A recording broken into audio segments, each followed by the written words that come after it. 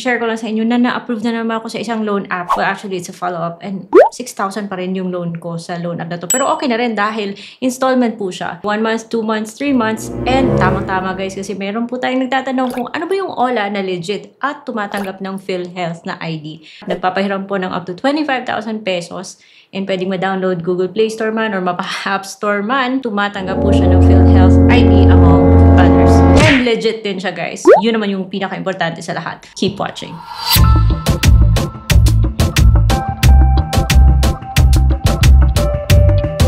Back to my channel, it's Ate Red here, the original utang queen. Dito sa channel, wala po tayong all the links, pero Shopee links meron. And bagong lahat, kung bago pa kayo dito sa channel, click the subscribe button and the bell notification button para hindi kayo nahuhuli kapag ganito po yung mga topics natin.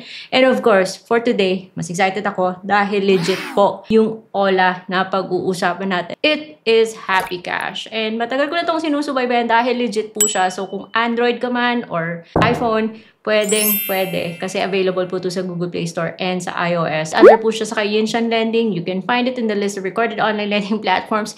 And subok na po, hindi po siya makulit. So, pag papalapit na yung due date, robocall lang yung naririnig ko. Just let it play and you get text. Aside from that, hindi siya makulit. Pahiram ng 25,000 pesos and it seems that the longer you stay with this loan app, bumababa po yung interest niya. Nag-o-offer na rin siya ng installments. Sabi niya is 180 days daw. But, depende rin kasi yan kay system. Up to now, nasa 6,000 pa rin ako mga guys. Pwede po yan sa kay system and sa credit history natin. 6,000 pa rin, but I still have the option to like 1, 2, or 3 approved pa rin sa loan app na to. At nung pinrocess ko siya guys, 5 minutes lang or even less, natanggap ko naman kaagad yung loan sa Maya ko. Pwede kahit magkaiba yung number mo sa account na to at sa account na ginagamit mo sa GCash, basta yung GCash or yung e-wallet ay nakapangalan sa'yo para hindi po maligaw yung pera. Shoutout nga pala kay Wendy Gonzalez. Nag-comment po siya doon sa aking Facebook page kung ano daw yung online loan platform yung tumatanggap ng PhilHealth ID. Good news is that si Happy Cash ay tumatanggap ng PhilHealth IDs. Pwede ka rin mag-submit ng SSS, UMID, Postal ID, and Passport. Other IDs include driver's license, national ID, pag-ibig, TIN, voter's ID. Meron talagang times na nagre-reject po to si Happy Cash. Pero kung gusto nyo makabalik kayo Happy Cash, huwag nyo i-delete yung account nyo. Pag pinadelete nyo yung account nyo kay Happy Cash, hindi kayo makakabalik with that same phone number. And that is why kaiba po number na ginamit ko sa pag-apply kay Happy Cash. Yung dati ko pinadelete ko kasi dalawa yung cellphone ko guys. Pero sa akin pa rin nakapangalan yung GCash. Finally, nung na-approve ako guys, I was approved for 3,000 pesos. May kaltas siya, 20. So pagkatapos ko yung bayaran, 30 days, offer siya ng 6,000. And until now, 6,000 pa rin. Which may na rin siyang pangtawid. For the third time, mga guys, 6,000 pa rin. May kaltas siya at yung service fee niya at yung interest niya combined, pasok naman sa 15% per month na cap for non-collateral loans. Anyways, laking halaga na rin yan guys. Pero then again, mapa 3,000 man or 6,000 or ano man yung term na pipiliin mo dito kay Happy Cash, may kaltas pa rin siyang 20 pesos lang naman, which I think is okay na rin kasi it's a transfer fee, I guess, at kasama na rin yan sa kanyang effective interest rate per month. Para sa akin ha, okay naman yung term ni Happy Cash dahil ito nga, may choice ka kasing mag 1 month, 2 months, 3 months. Monthly ka magbabayad. So sa 6,000, longer the term is, napapamahal ka sa interest. Kaya, after 3 months, yung total mong nabayaran is 7,884. Pero, much better na rin siya compared sa other mga loan apps, if you guys know what I mean. Anyway, so yung magiging monthly mo dyan is 2,628.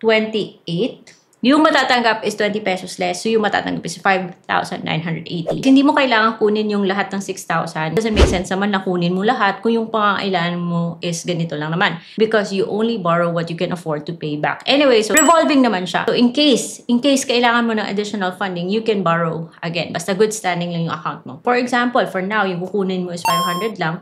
And babayaran mo siya sa loob ng 1 month. Then, yung babayaran mo lang is 575. Yung service fees tsaka interest is 75 pesos, which I think is fair. Before you take your loan, meron po siyang breakdown ng service fees and ng interest. And ito po siya, 9% goes to service fees, interest is 6%. Kung dun ka naman guys sa 1 month, at sasagarin mo siya, kukunin mo yung 6,000. Ito po yung breakdown. Nasa inyo na po yan kung ano yung amount, yung babayaran nyo, at kung ano yung term. Sigurista po siya. Bago niya ipadala sa yung funds, kailangan mo i-confirm. Part of the process is pag-agree sa kanyang service agreement at sa loan term niya. I-click mo yung I have read and agree to all agreements. Siyempre, hindi ka makakapag-proceed if nag-disagree ka. No? Confirm mo, meron siyang pag ganito-ganito pa. Parang progress report. Mabilis lang. In 5 minutes, natanggap ko naman yung funds sa aking Maya. Of course, 20 pesos less. Which I think is fair naman compared sa mga loan apps na 35% yung kinakaltas. Pag nakabayad ka na ng first payment mo, say for example, 3 months yung term mo, pag nabayaran mo yung first payment, kaagad kang nagre-replenish ng credit limit. But of course, hindi po yung buong 6,000. May percentage po niyan yung magiging available para utangin ulit. Please plan your transactions carefully kasi 15%, kahit na okay siya compared with other loan apps, 15% is still mahal. Kaya pag-isipan ng mabuti. Just a few things that you need to remember. Kasi ito po si Happy Cash. It's access po siya sa ating records as borrower. So, even if ang dami ko na po kasing nakikita nagsasabi na good payer naman ako kay Happy Cash, bakit ayaw na akong pautangin? Because yung pagkakaroon ng credit limit or being able to utang sa mga ganitong online loan platform, it's a privilege. Not a right. Ang dami pong factors na nakaka-affect kung pauutangin pa tayo o hindi or dadagdagan yung credit limit natin. Kasama na doon yung ating history with other online lending platforms. Other lending companies that are also submitting entities sa CIC. Okay. Hindi po sapat na good payer ka lang sa loan app na yan. Kailangan good payer ka sa lahat ng mga companies na inuutangan mo. Sometimes, kung masyado ng marami yung utang mo, baka hindi ka muna pa uutangin for now. Kaya dapat po, minomonitor po natin yung ating credit history. Everything is okay and naghahanap kayo ng isang online loan platform na legit, registered po sa SEC, submitting entity sa CIC. So, may patutunguhan po yung pagiging good payer natin. Might wanna check out Happy Cash. But of course, hindi naman ako nag-promote ito. This is not a sponsored video. It's just based on my experience dahil I personally have my own Happy Cash account. And one more thing na parang ayaw ko lang sa kanya. Feedback lang to.